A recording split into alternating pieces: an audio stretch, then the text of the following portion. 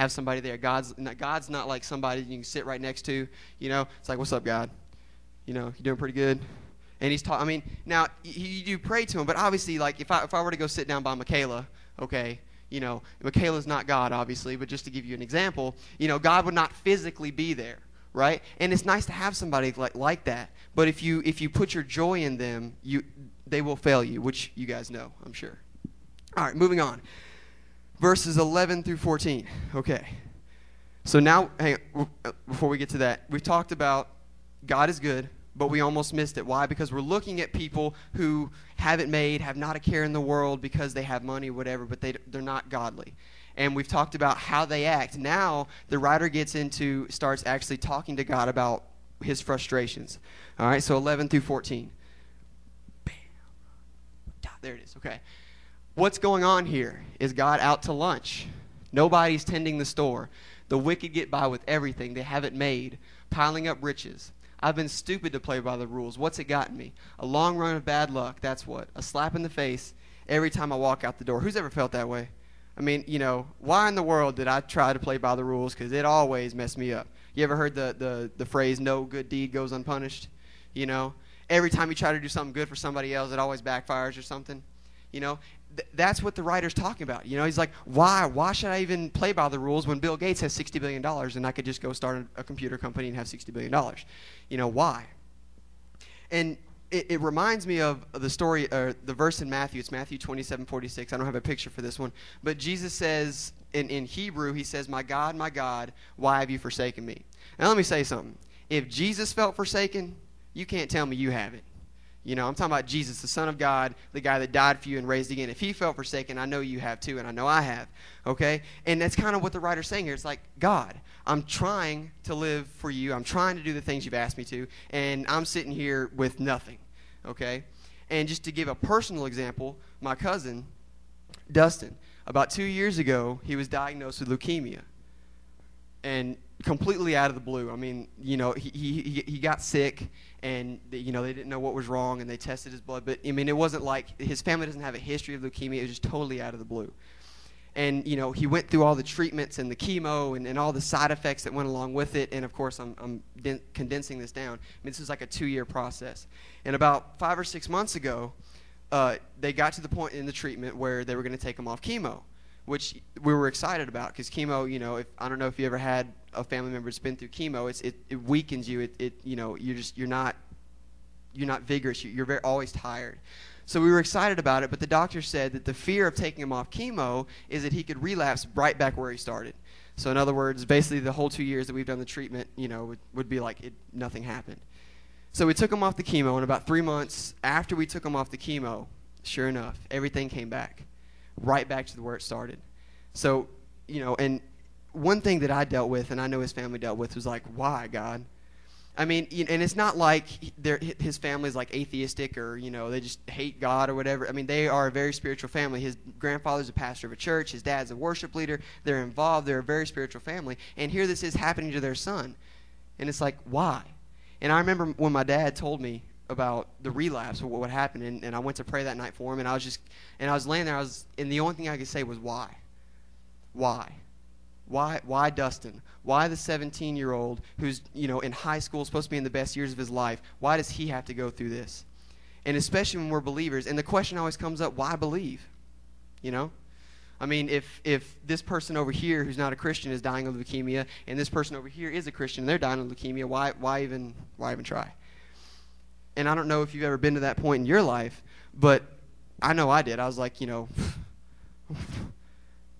why? And I talked to people that I knew, and I talked to Chad and other people, and they gave me, advice and helped me through it. And one of the biggest things that stuck out to me was, even though Dustin has leukemia, even though, it's hard to believe why believe, imagine if they didn't believe. Imagine if they had no faith in God, they would have no hope. They would only be relying on the doctor, what the doctor said, what the doctor does, what the doctor can do. And, they would have no hope, is what I'm trying to say. So maybe you can't relate to cancer, okay? But maybe somebody in your family, I don't know, has Alzheimer's. Or maybe you're going through an illness that's tough right now. And you're sitting there thinking, God, why? I'm sick of this. I'm sick of being sick. I'm sick of being tired. Why? I'm telling you, just don't stop believing. I mean, don't stop. Never give up. You know, just to pull a leaf out of Bishop Jake's book, never give up. Okay? Because God can heal you.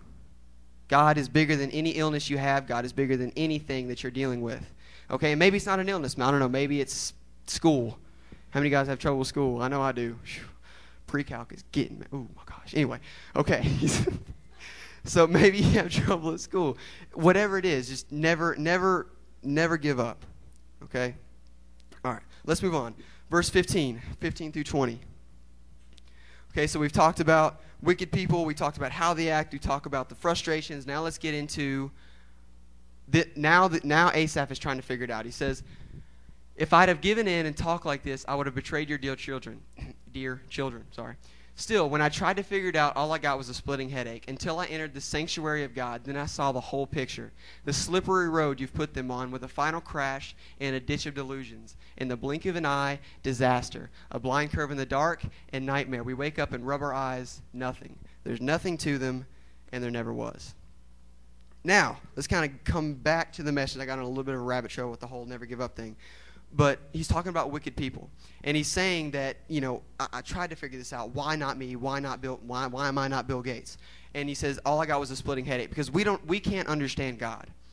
I mean, you know, we can try. And some people have tried, and theologians try. But we can't understand God. All we can do is live for him and pray for him and ask for understanding and ask, you know, for him to lead us and guide us. But what I really like about, I'm sorry, Nate, can you go back? What I really like about this passage is the line, until I entered the sanctuary of God, then I saw the whole picture. I don't know about you guys, but just about the only time in my life when everything's peaceful and everything kind of makes sense is in worship. When we're down here, when we're lifting our hands, when we're praising God, and the presence of God is here. That's about the only time that I don't know about you guys. I mean, you know, that's just me. And this is what the writer's saying. You know, don't try to figure it out on your own, because you can't. You can't figure out God. You can't figure out why. But if you live for God, if you pray with him, if you seek his face, even if it doesn't make sense, God will take care of you. You know, because a lot of times when people say, why God, they want a straight answer. You know, but it's not necessarily God's going to give you a straight answer, but God might take you to a place where you understand. Okay? Let's see, anything else? Let's go to the next, we're going to go through the next two kind of quick. 21 through 24, I think it is. It says, when I was beleaguered and bitter, totally consumed by envy, I was totally ignorant, a dumb ox in your very presence. I'm still in your presence, but you've taken my hand. You wisely and tenderly led me, and then you blessed me. Okay, so in other words, you know, the guy's like, all right, God, I realize that I've kind of messed up here. You know, I've envied these people. I've tried to be them, but, you know, help me. And God will, like I said, God will always be there if you need his help. If you ask for his help, he will always be there. Thank you, Jimmy. Everybody give it up for Jimmy. What was that? Give it up for Jimmy.